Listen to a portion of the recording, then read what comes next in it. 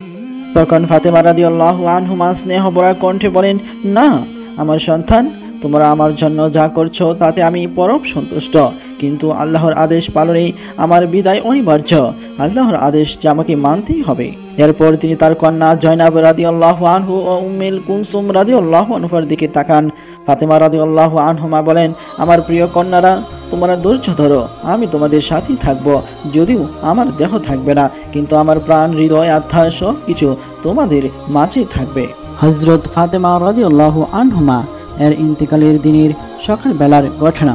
সকালবেলা হযরত ফাতেমা রাদিয়াল্লাহু আনহুমা ঘুম থেকে ওঠেন এবং অজু করে নামাজ আদায় করেন।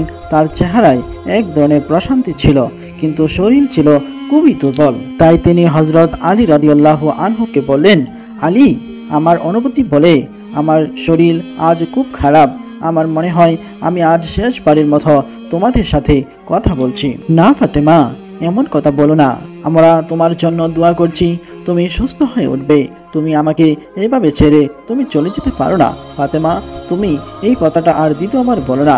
তুমি যদি এসব কথা বলো, আমার অন্তরটা ছিঁড়ে যাচ্ছে, আমার হৃদয় ফেটে আমার চোখ ঝরে পানি আসছে। আমি তোমার এই কথা আমি সহ্য করতে পারছি না ফাতেমা। না আলী, আমি জানি আমার সময় এসে গেছে, আমার চলে যাওয়ার সময় এসে গেছে। আমি চাই আমার জানাজার ব্যবস্থার জন্য তুমি রাতের আধারই করো, কেননা দিনের বেলা যদি জানাজা পড়ো, আমি চাই না আমার দেহ কেউ দেখুক, যাদের আমি চিনি না বা বেগানা পুরুষ যেন আমাকে দেখতে না পায়। সেজন্য তুমি রাতের বেলা তুমি আমার জানাজা আদায় করবে। তখন হযরত আলী রাদিয়াল্লাহু আনহু কষ্টে ভরা কণ্ঠে বলেন, হ্যাঁ ফাতেমা, আমি তোমার অনুরোধ রাখবো। আমি তোমার এই শেষ অনুরোধ অবশ্যই রাখবো। আমি তোমাকে রাতের বেলায় দাফন করব। তখন হযরত ফাতেমা রাদিয়াল্লাহু আনহুমা তার দুই পুত্র হাসান রাদিয়াল্লাহু আনহু ও হোসেন রাদিয়াল্লাহু আনহুকে কোলে তুলে নেন এবং বলেন, আমার প্রিয় সন্তানরা, আমি তোমাদের কাছ থেকে বিদায় নিচ্ছি। সর্বদা সত্য ও ন্যায়ের প্রতি দেখো। তোমাদের দিন ইসলামের জন্য আত্মত্যাগ করতে হতে পারে, কিন্তু কখনো অন্যায়ের কাছে মাথা নত করো না।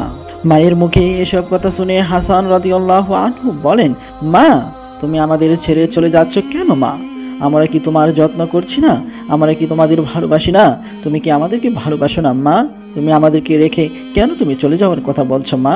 তখন ফাতেমা রাদিয়াল্লাহু আনহুমা স্নেহ ভরা কণ্ঠে বলেন, না আমার সন্তান, তোমরা আমার জন্য যা করছো তাতে আমি পরম সন্তুষ্ট, কিন্তু আল্লাহর আদেশ পালনে আমার বিদায় অনিবার্য। আল্লাহর আদেশ যে আমাকে মানতেই হবে। এরপর তিনি তার কন্যা জয়নাব রাদিয়াল্লাহু আনহু ও উম্মে কুলসুম রাদিয়াল্লাহু আনহার দিকে তাকান। ফাতেমা রাদিয়াল্লাহু আনহুমা বলেন, আমার প্রিয় কন্যারা, তোমরা ধৈর্য ধরো, আমি তোমাদের সাথেই থাকবো। যদিও আমার দেহ থাকবে না, কিন্তু আমার প্রাণ, হৃদয়, আত্মা সব কিছু তোমাদের মাঝে থাকবে। হযরত আলী রাদিয়াল্লাহু আনহু ফাতেমা রাদিয়াল্লাহু আনহার পাশে বসেন এবং তার হাত ধরে থাকেন। ফাতেমা রাদিয়াল্লাহু আনহুমা, আলী, আলী, আমার দাফনের পর তুমি আমার কবরের পাশে বসে কাঁদবে না। আমি চাই তুমি ধৈর্য ধরবে এবং আমাদের সন্তানদের শক্তভাবে আগলে রাখো। আলী রাদিয়াল্লাহু আনহু তখন অশ্রু সজল নয়নে বলেন, আমি কথা দিচ্ছি ফাতেমা। হে ফাতেমা। কিছুক্ষণ পরে হযরত ফাতেমা রাদিয়াল্লাহু আনহুমা আল্লাহর নাম উচ্চারণ করে এবং তার আত্মা পৃথিবী থেকে বিদায় নেন।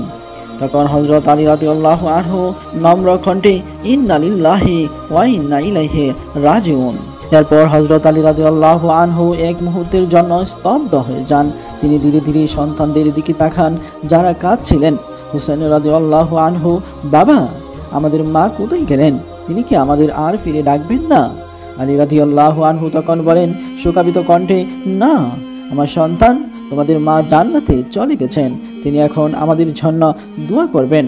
এরপর হযরত আলী রাদিয়াল্লাহু আনহু ধীরে ধীরে ঘর থেকে বের হয়ে যান এবং নবী সাল্লাল্লাহু আলাইহি সাল্লামের কবরের পাশে গিয়ে বসেন। তার চোখে জল টলমল করছিল।